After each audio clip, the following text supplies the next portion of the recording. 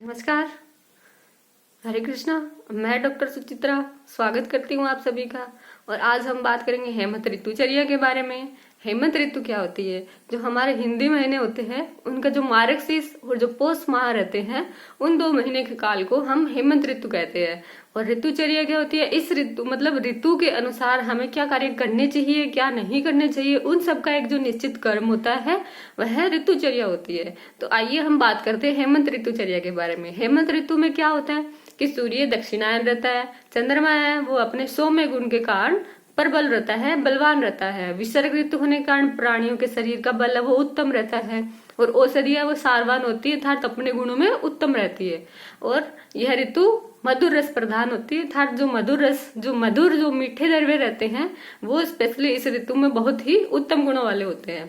अब बात करते हैं कि हमें इस ऋतु में हमारे शरीर की जो जाठराग्नि बहुत ही बलवान रहती है, सबसे बलवान रहती है, दीप्त रहती है। उसके अनुसार हमें आहार लेना चाहिए। अगर हम आहार नहीं लेंगे उसके अकॉर्डिंग तो हमारे शरीर में वात का प्रकोप हो जाएगा। क्योंकि अगर हम आहार नहीं लेंगे तो हमारे शरीर में धातुओं का क्षय होगा और रस धातु क्षय जन्य वात का प्रकोप मुख्यतः हमारे शरीर में हो जाता है, जिसके कारण हमें इसकी बहुत सारी त्वचा संबंधी रोग देखने को मिलते हैं। त्वचा का स्फुरण यानी फटना और रुक्षता हो गई, बालों का झड़ना, बालों में रुक्षता हो गई, और ये एड़ियों का फटना और एड़ियों में दर्द, घुटनों में दर्द, कमर में दर्द, ये सब चीजें हमें देखने को मिलती है। और अब हम बात करते हैं कि हमें किस तरह का आहार लेना चाहिए, किस तरह का खान पान हमें करना चाहिए और क्या क्या कार्य करने चाहिए। तो हम अब हमें सबसे पहले गुरु मात्रा में और द्रव्य में, मात्रा में और द्रव्य में जो गुरु आहार है हमें लेना चाहिए। स्निग्ध आहार लेना चाहिए यानी कि जो स्निग्धता लिए हो, घी तेल से सिद्ध हो वह आहार हमें लेना चाहिए। और अम्ल, लवण और मधुर रस से युक्त जो आहार है वह हमें लेना चाहिए। और हमें मुख्यतः जो गुरु पदार्थ होते हैं उसमें हम देखते तिल हो गया, उड़द हो गया, तिल हो गया, उड़द हो गया, और उनसे मतलब जो हम संस्कारित करके जो चीजें घी वगैरह में भून के उसमें जो करते हैं वो सब चीजें हमारे शरीर के लिए उपयुक्त रहती हैं। इसके साथ ही हमें दूध से बने पदार्थ जैसे कि दही हो गया, रबड़ी हो गया, मलाई हो गया, पनीर हो गया, ये सब चीजें हमें लेनी चाहिए। और इक्षुविकार गुड़ हो गया, शक्कर हो गई, चीनी हो गई, मिश्री हो गई, राब हो गई, ये सब चीजें हमें लेनी चाहिए। बसात, घृत, इन सब चीजों का पान करना चाहिए। तिल के लड्डू वगैरह, उड़द की दाल की चक्कियां हो गई, तिल के लड्डू हो गए, मूंगफली हो गई, और जो मौसमी फल हुए, संतरे वगैरह, वो सब हो गए। और आप एक स्पेशल बात का ध्यान रखिए कि जब आप ये मौसमी फल लेते हैं तो उन्हें आप एक निश्चित सही काल में लीजिए। आप उनको मध्य दिन में लीजिए, जब सूर्य रहता है उस टाइम लीजिए, अर्थात सूर्यास्त के बाद आप मत लीजिए। जैसे बोला जाए तो 4 साढ़े 4 बजे के बाद आपको उनको नहीं लेना है। क्योंकि जो रस से भरे हुए जो फ्रूट रहते हैं, पपीता, संतरा जैसे, जिनमें बहुत ज्यादा जूस निकलता है, वो सब है वो सूर्यास्त के बाद भी शीतलता उत्पन्न करते हैं, जिससे कि हमें रोग होने की संभावना बढ़ जाती है। और अब हम जानते हैं कि हमें क्या क्या कार्य करने चाहिए। तो हमें प्रातः काल सुबह जल्दी उठना चाहिए मॉर्निंग में। और इस ऋतु में व्यायाम का सबसे अधिक महत्व बताया गया है। तो हमें व्यायाम मस्ट मस्ट मस्ट करना चाहिए, मतलब अवश्य रूप से ही व्यायाम करना चाहिए। व्यायाम को छोड़ना नहीं चाहिए। इसके मतलब इतने फायदे हैं शरीर में कि व्यायाम आपको करना ही चाहिए। आप अपने रूटीन का एक हिस्सा व्यायाम को बना ही लीजिए। और उसके बाद में आपको अभ्यंग करना चाहिए, शरीर में मालिश करनी चाहिए तेल में आप तिल का तेल, सरसों का तेल, ये दोनों ले सकते हैं। और ध्यान रहे ये देसी होने चाहिए, मतलब हमारे आसपास निकले हुए चक्कियों से निकले हुए तेल होने चाहिए। आप फ्रेग्रेंस वाले, सुगंधित द्रव्य वाले, पैराबिन वाले ऑयल यूज मत कीजिए। उनसे फायदा तो पता नहीं पर नुकसान अवश्य हो जाएगा। तो आप हमारे जो देसी तेल होते हैं उनका प्रयोग कीजिए, आपको बहुत सही फायदा देखने को मिलेगा उससे। और स्नेहन करने के बाद अर्थात अभ्यंग से आप पूरे शरीर की मालिश करने के बाद उपटन लगाइए। आप अगरू आदि द्रव्यों का उपटन अपने शरीर पर लगा सकते हैं। उसके बाद में आपको गुनगुने पानी से नहाना चाहिए, अर्थात बहुत अधिक गर्म पानी से मत नहाइए, उससे आपके शरीर में रुक्षता बढ़ेगी। तो आप गुनगुने पानी से शरीर आप स्नान करेंगे तो आप देखेंगे कि अभ्यंग आदि करने के बाद आप जब गुनगुने पानी से स्नान करते हो तो आपका शरीर है वो एकदम मुलायम हो जाता है, मार्दवता आ जाती है और उसकी रुक्षता है वो बिल्कुल चली जाती है हमारे शरीर से। तो आप ये कार्य नित्य करिए, स्नान करिए। स्नान करने के बाद आपको दिन में आपको धूप का सेवन अवश्य करना है, धूप का सेवन कीजिए। और धूप के धूप के सेवन करिए और फल आदि का सेवन करिए। दोपहर में मतलब मध्य काल में आपको फल आदि का सेवन करना है।